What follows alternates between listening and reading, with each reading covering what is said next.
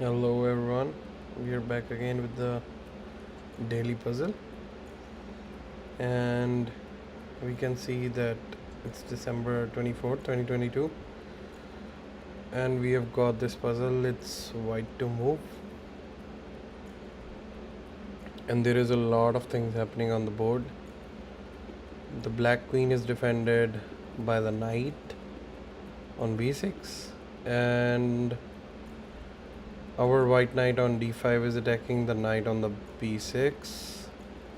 Our queen is protected with the pawn on c4, and then the rook on a3. The white rook on a3 is eyeing down the a file on the rook on a8, and the bishop on b7 is the only one defending the rook on a8.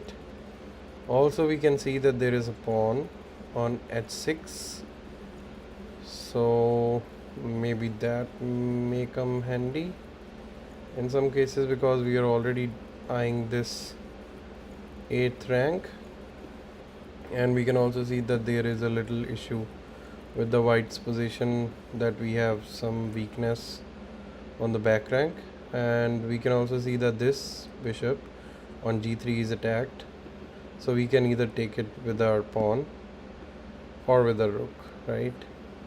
That's one thing. And then we can see that if there was no rook here, then black would be mated, right?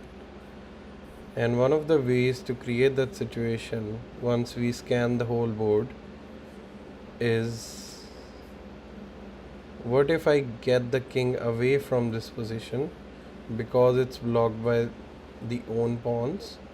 So maybe like if the king moves to h8, then I can take the rook and it will be checkmate. But how do I make sure that the king moves to h8?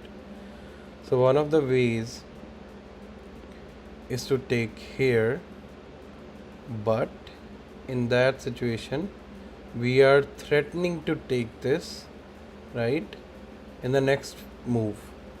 But there are a lot of ways black can defend. So first move that they can do is give a check on a1, and that would be checkmate eventually because we don't have a lot of pieces defending our back rank, as we pointed out earlier. So that's one of the things. So we cannot prematurely give this threat. We have to give that as a check, or we have to exchange the rook on a8. That's one of the things. There is one more thing that we can try, which is giving a check first. So let's say we give a check to the black king, right? So in that situation, if black just tries to ignore that threat and moves away to h8, then we take the rook on f8, right? And that would be checkmate because black does not have any escape squares in that case. And in the case when we give a check and they take with the pawn, which is the only other possible move, then we give a check with the rook, right? When we take the free bishop on g3, then we give a check as well to the king on g8, and then they can delay this check by bringing their queen to maybe like g4, right? But then we just take the queen and still it will be checked. Then the king has to respond, and they don't have any pieces to block this check, so they have to move here because there is no other square that the black king can move to. It's being blocked by their own pawns, and then we just take the free rook on f8, and that would be checkmate. And there is no other piece defending the f8 square as well. So yeah, instead of exchanging and focusing on other parts of the board, we have to think and scan the board and then see how it all connects. So yeah, I think that should be the solution because it's all forced in a way, and we have already calculated the variation. So let's see how we can recalculate. So we give a check. They either move to the right, which is h8, and then we give a checkmate on f8 with the rook.